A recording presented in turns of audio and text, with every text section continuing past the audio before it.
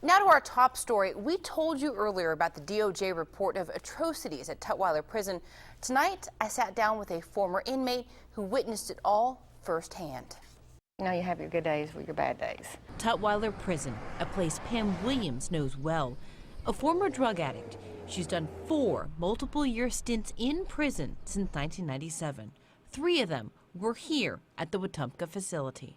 The terrible experiences is when you see officers that are actually attacking inmates or sexually abusing them, and you're told you better not say nothing or you're in trouble or you can be in seg next. After a nearly 2-year investigation, Governor Robert Bentley admitted there is, quote, a history of unabated staff on prisoner sexual abuse and harassment.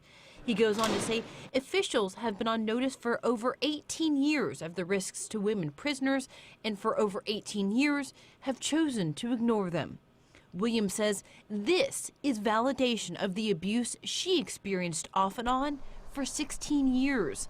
It's a weight lifted off her shoulders. The women have cried out for so much and prayed so much that to get help or for someone to just listen and believe them what they're saying. The State Department of Corrections says a plan to remedy these abuses is already in the works, which Williams says is a start, but that open lines of communication would be more effective.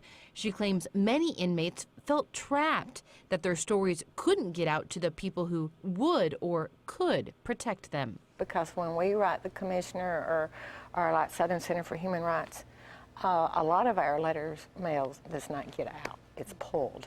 And Williams says trying to file a complaint against an officer was really asking for trouble. The officers cover for each other, and we're the one that's taken all the abuse, and nothing's being done about it, and they're not believing us, and more women would speak out more if they would just believe it. See, they turn around and write us up for lying and making false accusations on a DLC officer.